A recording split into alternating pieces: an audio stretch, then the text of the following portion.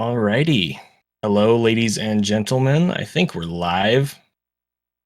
I have an echo going on here. Let me close that. Okay. So I am Shiny Zenny. Joined by me is Professor School. We are the commentators for match 2 between Behemoth87 and Zoast in the winners finals for the 100% Super Metroid tournament for Speedgaming Live 2023. How are you doing, Professor School?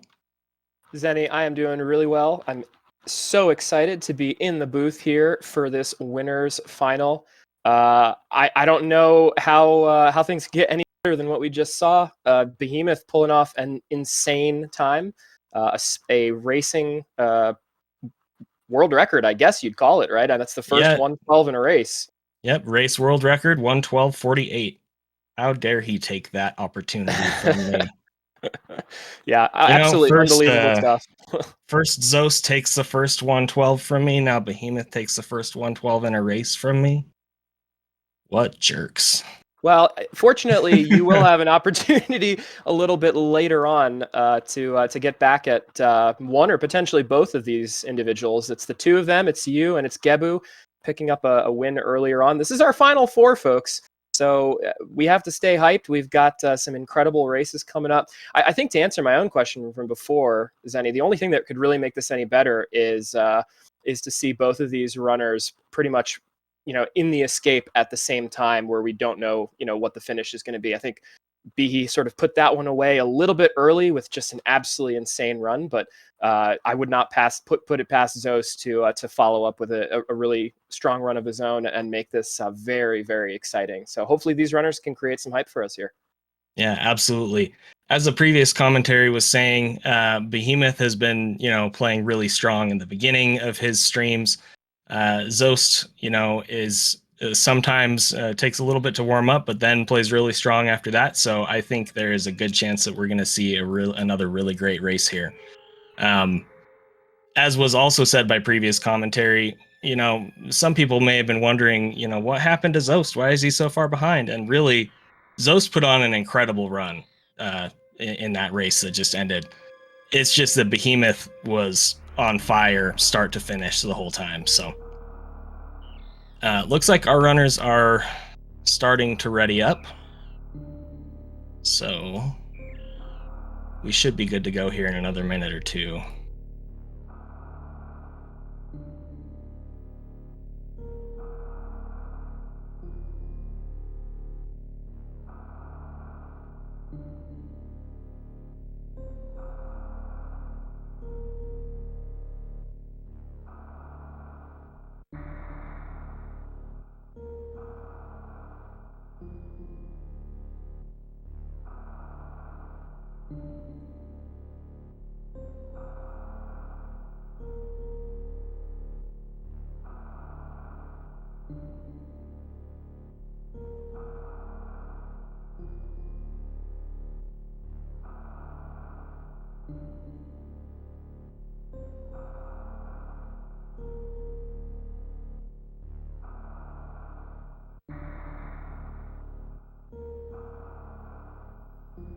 Alrighty.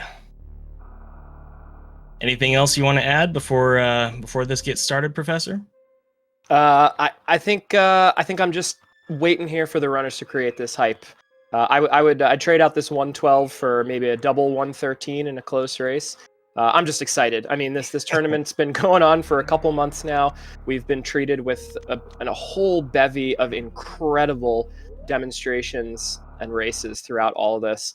And I think this is probably what the final four that most people probably would have predicted. It doesn't mean it was a predictable tournament by any stretch. But now that we're finally at this stage and we get to see some of these Titans clashing horns, I'll tell you, this is an absolute treat for myself and I think everyone here watching. So let's just sit back and enjoy this one. Yeah, absolutely. You mentioned you would like to trade the 112 for a couple 113s.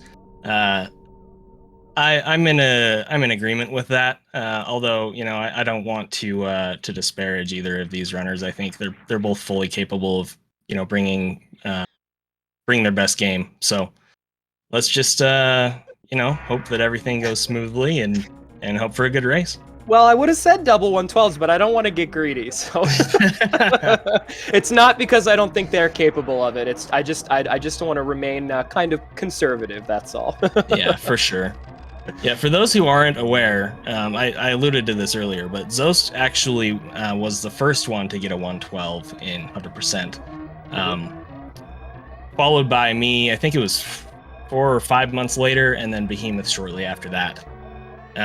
So yeah. Like I said, I mean they're both certainly capable. Behemoth is a little bit stronger in his general play right now, but they're both certainly capable. So. Yep. Well, if that's any indication, they were within 1/100th of a second on their series time. So let's hope that stays just as tight throughout the entire race. Yeah, and it's interesting, Zenny, you point that out, because we had those 3 112s that were all within, I don't know, a second or two of each other, right? It was like between a mid 5x between all three of you, and that's where the state of 100% Super Metroid was, more or less, coming into all of your grinds. Start this tournament off, and so that last race time from Behemoth, Eddie may have pointed this out on the previous comms, but I just wanted to clarify for everyone listening. That race that we just saw from Behemoth, that time he posted is good enough for world record before the start of this tournament, right? I mean, that's just how good that race was. So I think we're in for a real treat here in this game 2 best of 3 matchup. Yeah, absolutely. I think that may also be Behemoth's 4th 112 total. I'm not 100% sure on that, to clarify, but I know his first one was a 55, and then he got a 59 shortly after that, and then he stepped away from the category for a while. And then a couple months ago, a month, 2 months ago, sometime recently, he got a 112.40 flat, which was world record when he got it. And then, as far as I'm aware, he hadn't had another one since then. I could be wrong on that. So yeah, I'm trying to remember if there was one right before the world record that was another 112. But all the same, I mean, that's any number of 112s. You know yourself from your sort of very large grind back in 2021. Any number of 112s is incredible, let alone multiple 112s. For sure, yeah. So I did notice Behemoth had a couple hiccups here in the first couple rooms, which has put Zoast just very slightly ahead for this early game. Looks like about 1 door transition, which is 2 to 3 seconds. Not a huge deal, but it is interesting to see. Personally, I know that for me, sometimes right after I have a really good run, I kind of like disengage, if that makes sense. And it's hard for me to continue performing at such a level. So it'll be interesting to see if that sort of thing happens to Behemoth, or if he can, pull off another absolutely killer run here. Absolutely, can't wait to see that. And it looks like it was just the small hiccup coming through the Moonfalls from Parlor down to the bottom of Climb. Oh, and then just another tiny little hiccup there coming up on this ledge grab climb. So I mean, this is exactly what Zoast wants, right? I mean, if you're starting off early here and you can build up a little bit of a lead and have confidence as well, right? You take that previous run off the table, it maybe feels a little bit worse than it actually was just because of how well your opponent played if you're Zoast. I think being able to start off here with just missing the 3x bombs time. So a really, really excellent start from Zoast. That's got to make you feel good getting into this race too, for sure. Yeah, absolutely. Zoast, I believe, was on a 113 pace entering Turin in the last race, which honestly, a 113 in a race setting is a very, very strong showing. So he really has every reason to be feeling confident right now as far as his abilities, and I hope he's not too in his head about the previous loss. Yeah, and that 113, any 113 at this point, I don't know the exact stats, but it would win the overwhelming majority of races in this tournament so far. That's just the level that these runners are asked to perform at this point to get wins out, which is, it's just unbelievable to me that that's where we are. Especially, Zenny, if we compare this to the Hundo tournament from just a couple of years ago, how much the level has been raised. Maybe you can talk about that for a moment here. It's insane to me just how much the level has been raised in the 2 years since the last Hundo tournament. Yeah, so prior to the start of this tournament, there had only ever been one 113 in a race ever. And it was actually a race that I did versus Behemoth, not as part of a tournament, just as a one-off race for Spike Vegeta had a video series that he did back then. And we did a race on that, and it was a really cool race. That came in at a 113.59, and that was, again, the only 113 in a race setting until the start of this tournament. Mm-hmm. So the fact that in this tournament we have seen, a fair number of not just 113s but low 113s, and now even a 112 is just unreal. The fact that the level of play has changed that much in really a pretty short span of time when you look at the grand scheme of things is really cool to me. Mm-hmm.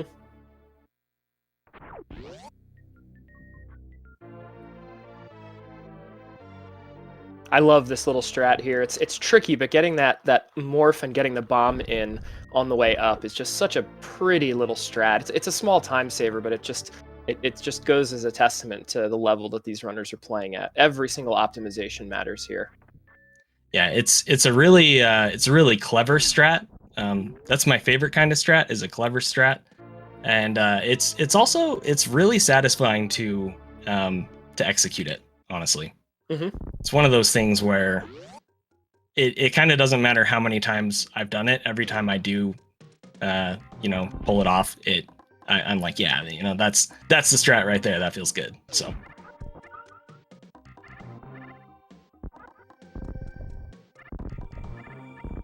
we're coming into Pink Brinstar here.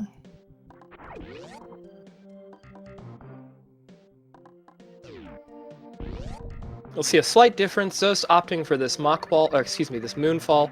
Behemoth going for the down back out of the morph, unmorph. Of course, there's other ways to tackle that. You do the weave. It's a big room. It's a long room, very technically demanding, and there's so many different ways to cut it. I think that's really one of the wonderful parts of Super Metroid speedrunning. We'll also notice that Zoast is down just one super here. That is by design, as Eddie pointed out in the previous comms. Just as a reminder, Zoast will be going up Red Tower. He'll have a little bit of a route divergence. And that one... Actually, no, it should be other way around, shouldn't it? I'm totally talking backwards. Zoast should be up a super here, saving one by missing the door. So I missed something then. Where did he miss that extra super? In the early supers room, after collecting the super missiles, on his way back, he accidentally cojacked a waiver. So he is down a super because of that, unfortunately. Yeah, that's so right. He'll lose a little time going into Kraid. Just a little bit. I want to say it's like a 1 to 2 second difference.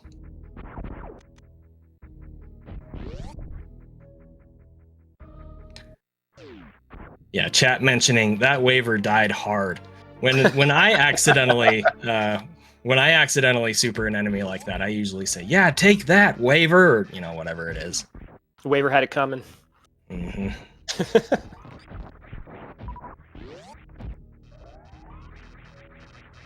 Gebu pointing out Behemoth got a rare big energy. What is it about races that just make the most rare, absurd things happen on such a consistent basis?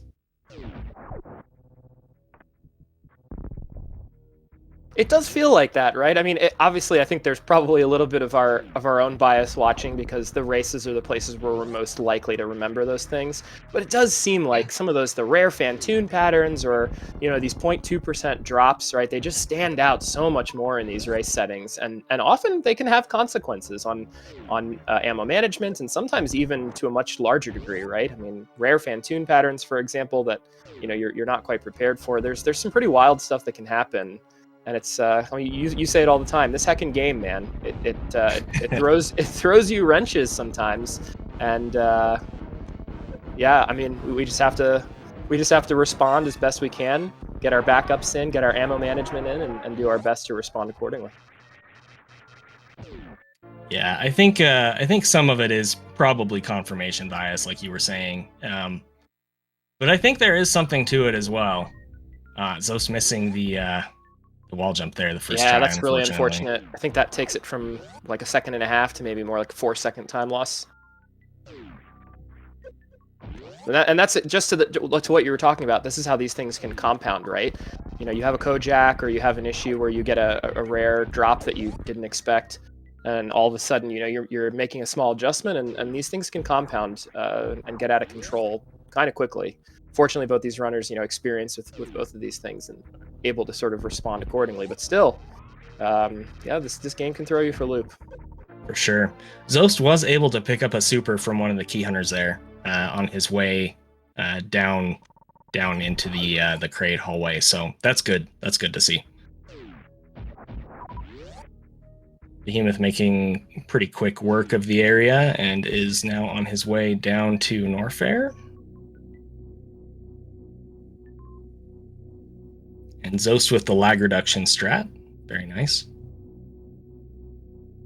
And a successful crate quick kill from both of our runners. And Zoast getting the nice drops there to get up to 5 power bombs. So we'll have an opportunity to fill reserves on the B-toms in Kraid's Closet, which is always nice to get those 20 extra health in. Makes you a little bit less worried about your health going forward. He was a little fortunate in the last race. He didn't have the opportunity to farm those, but got a large health on the very first Zealot in the next room exiting warehouse. So in this case, he won't have to worry about that. He should be able to get those 20 health in his reserve right away.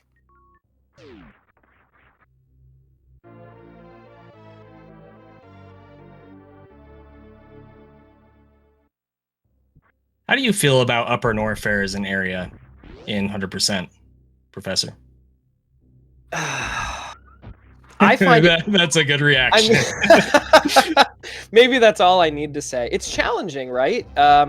There's a lot that you need to consider. At least for me, I know I'm still at a stage where I'm worried a lot about, you know, what's going into my reserves, what's my health management. There's a lot of strats that you can do. They're a little bit trickier, like what Behemoth just did there, in order to avoid that squeeped, not squeeped. What is that? The gamut. I don't know. It's just there's so much that you have to do correctly, and there's so much that can go wrong on top of getting hecked by RNG. Yeah, now runners are adding in like these heckin' door snipes on the way out of ice. I mean, I just feel like the bar keeps going up, and nothing gets any easier. It only ever gets harder. Such as speedrunning, right? Yeah, such as speedrunning. I guess there are exceptions to that. Every once in a while, something will be found that is faster and easier. Yeah. That's always a relief when that happens, but typically things only get harder. Right, and then it's just more time investment for fewer frames, it seems like. Yeah, absolutely. So 100% is often referred to as a category where you lose time just very gradually, room by room by room. You know, death by 1,000 cuts sort of a thing. Mm-hmm. I would say that Upper Norfair is one of the areas that it is the least obvious where runners might be losing time. Just because, like you said, there's so many subtle ways that strats can come together or not come together, and also there's issues with RNG drops for ammo. So like Zoast just got 2 supers, double supers, right there, my goodness. Which is actually that's a really key thing. When I'm going through this area, I specifically am hoping that I get super drops before I get to the speed bugs, so that I can spend less time farming from the speed bugs. If you don't get any supers before you get to the speed bugs, especially in a race setting, you should really spend the extra time to do an extra farm or maybe even 2. Right. But like you were saying, it all compounds together, and it either comes together in a way that enables you to go fast, or prevents you from going fast and costs some extra time. So. Right, and on top of that, there's all the execution that you need too. I mean, things like Rising Tide look really simple when you do that top shelf clean, but as we've seen multiple times in this tournament, even at the highest level, those are difficult things to execute. And then you throw on top of that, not just the drop RNG, but what those sweeps decide to do when you come in the room. I mean, it's just it's an endless array of difficult hurdles that are thrown in front of the runner, and they have to deal with all of that on the fly, while they're racing someone else when their life in the tournament is on the line, in the case of Zoast right now, right? So well, Zoast's life in the tournament isn't on the line yet. That's actually something worth mentioning here, though. These are the winners finals, so whoever ends up losing, that was never seen that before on Behemoth's side. He almost ended up going up through that block. Yeah. That's right. Of course, there's the redemption bracket still. Right. So whoever ends up losing this matchup is going to be in the redemption bracket, or the lower bracket, or the losers bracket, or whatever you want to call it. They will be in the essentially the losers finals. Mm-hmm. So I am going to be racing Gebu as my next opponent, and whoever wins between us will go on to face the loser of today's matches. So. And that'll also be a best of 3, is that correct? Correct, yes. Yeah. Wow. So we've got so many awesome games coming up. This is really, really exciting.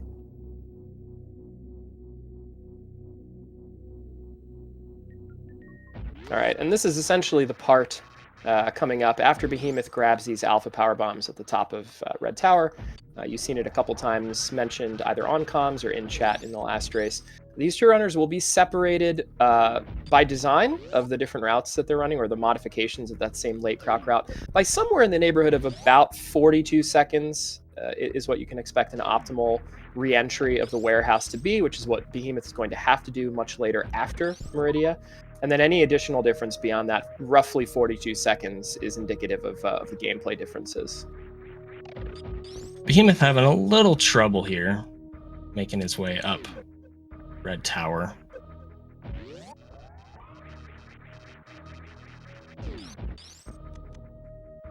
And he is now going down to collect the power bombs that Zoast already has collected.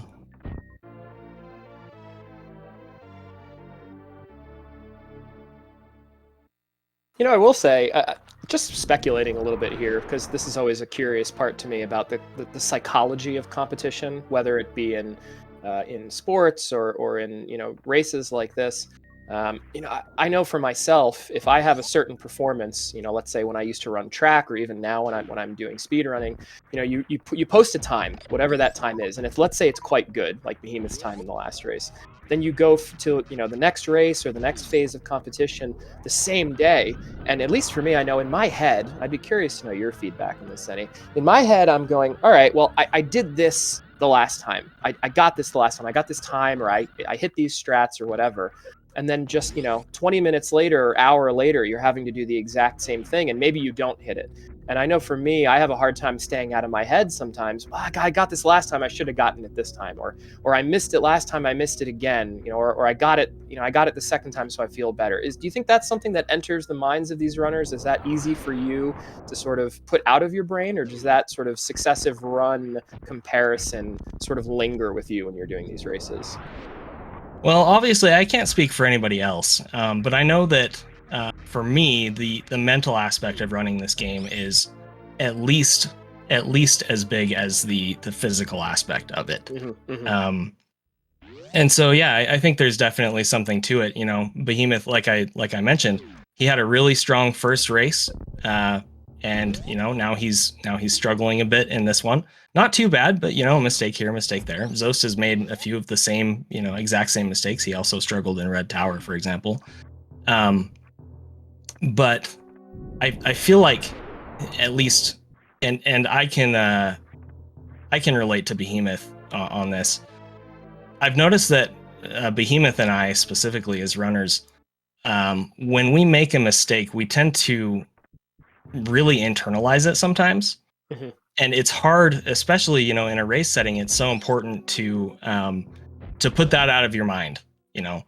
Okay, I made this mistake. I'm not going to obsess over it. I'm just going to do the next thing and forget about it. You know, we can have a strong run from here, that kind of a thing. That's something that I really struggle with. And I feel like, you know, Behemoth also struggles with that from time to time. So it is definitely pretty interesting to, you know, see the difference there. Another fast Fantoon to start. And I think that was a 6 missile Doppler. It looks really, really good. And a fast. Wow. Letting Fantoon go off screen. What in the world is this? What a day. what a day of Fantoons for Behemoth, right? Yeah, three fasts and a slow. I mean, I would take that any day. That is nuts. All right, Zoast entering Fantoon now. We'll see what kind of pattern he gets.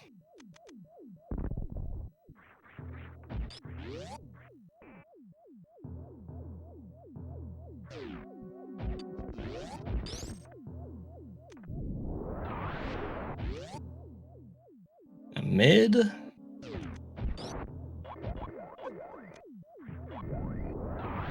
I couldn't tell if that was 1 missile short again, like it was in the first race. And another mid. Oh, darn. Okay. At least he had the extra super to spare there to go for that. And got the redemption there from the fast. Okay, so yep, very small penalty there, fortunately. Similar to the fight that he had in the first race. Unfortunately, it is, you know, a bit worse than Behemoth's fast. So even though we have been seeing Behemoth, you know, struggling here and there, I would definitely say that he's probably in the lead, at least for now. Yeah. So it looked really close, just accounting for that 42-second difference of the warehouse reentry. But now I think those two mids are, I mean, that plus the extra fast is probably a double-digit time loss, right? Just on the RNG alone. Also, chat pointing out, Zoast only has 1 super right now, which is, it's enough, but it's really not where you want to be for the route in general. Ideally, you want to leave Fantoon with full supers. Right.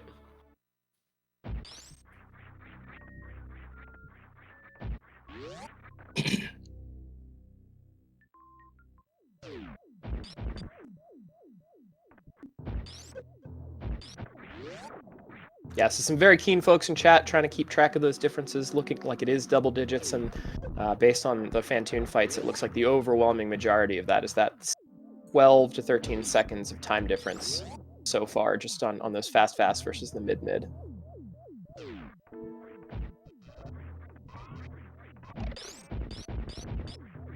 Behemoth has had a pretty strong wreck ship so far. A couple hiccups, that's to be expected. It's a very, very difficult segment. Small hiccup in Attic. Yeah, I mean, gosh, there's way worse ways that Attic can sort of heck you, and I think one extra shot up at an atomic, I'll take that in a race setting. Zoast almost taking a dip in the water there. That was scary.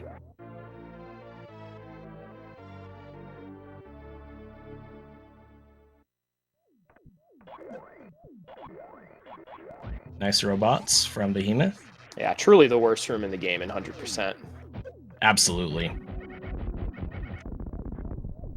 Oh, interesting. Yes. Yeah. Not quite getting that run speed up for Behemoth. Oh, that's not good. He's probably okay, but he's gonna likely lose a little time to taking that hit, unfortunately. If it were me in this setting, I would probably do some wall jumps before doing the Shine Spark up to the wreck ship reserve when we get to that point. Yep. Oh, that Attic from Zoast. Get out of town, man. Let's heckin' go.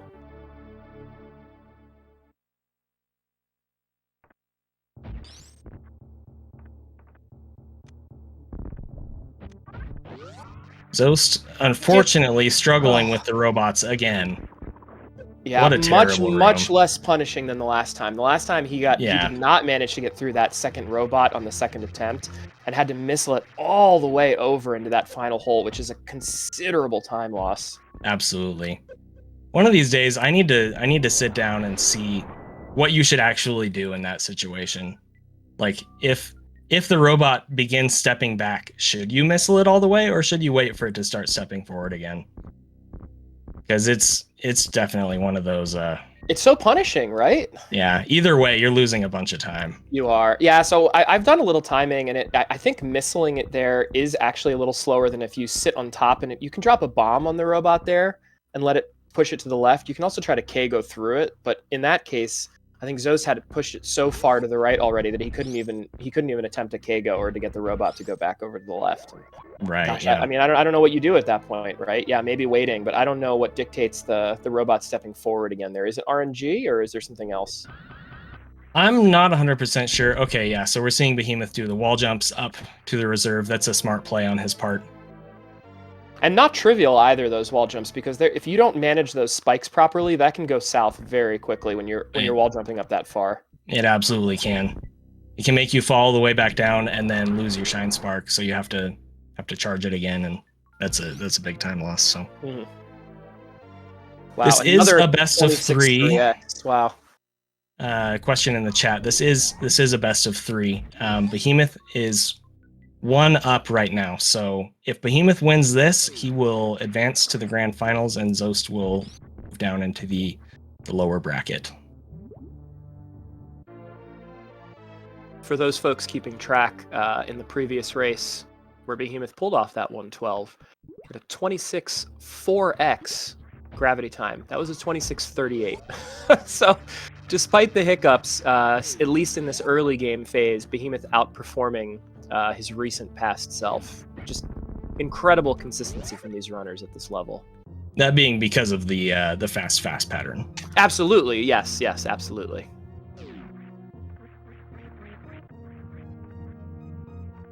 Yeah, I think it was a fast slow in the previous, so about a 12-second time save there relative. Oh, okay. So Behemoth, this is an interesting strat. It's unfortunate that he has to go for it, but sort of trying to do a little bit of health saver. I think you save about 30 to 35 health by wall jumping up to that elevated platform and then doing the short charge from there. Really just needing to make sure he has enough here, and probably not knowing exactly based on farming what the reserve looks like. I mean, you can get a pretty good idea, but it's tough to know exactly what those bugs drop you. And just wanting to leave nothing up to chance here, right? And only 62, so he really did need to be careful.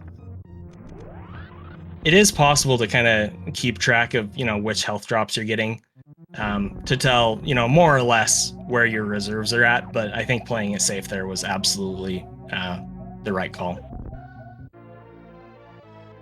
All right, for the Bat Gauntlet Spark, he did indeed break the blocks. Let's see if he can get the actual Shine Spark here. Very nice. And then hoping for some nice quick drops down the crumble blocks. Excellent.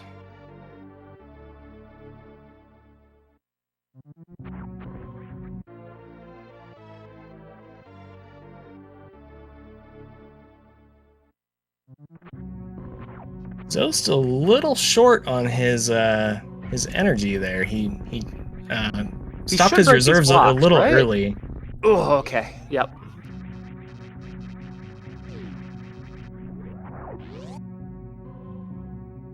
Zoast also getting the block.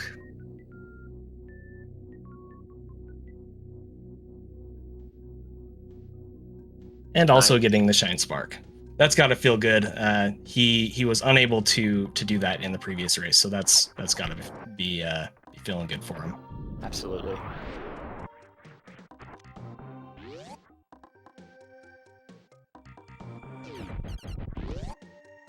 I keep trying to make note of the timer so I can tell how far apart they are, and then forgetting that I did that. And I think it's. I was trying to check on the item fanfare. It looks like it's just a little bit under a minute right now between the two.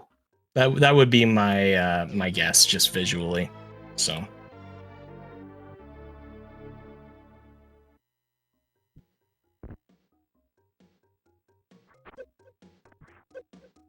These deboosts are deceptively difficult, by the way. just the deboost through those B-toms that Behemoth just did. They're pretty specific. The way that the platforms are set up in that room, if you don't land where you're expecting to land, it can be a big time sink. Yep. Yeah, and on top of that, now we're trying to open that door early with the shot. It's not a free room by any means whatsoever.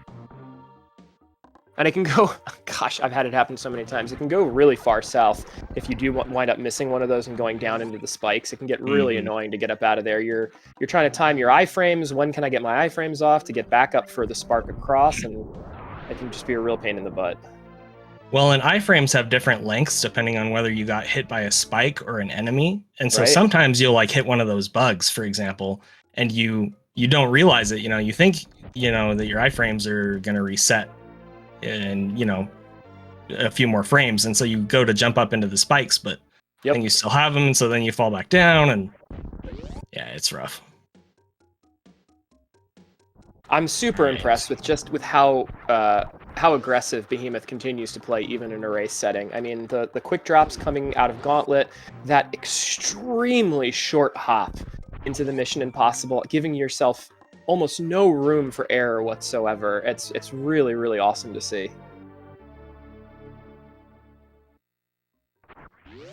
Yep, so it does look like about a 50-second difference based on what chat is saying and also my own observations. So Behemoth is effectively, I think you said it's about 42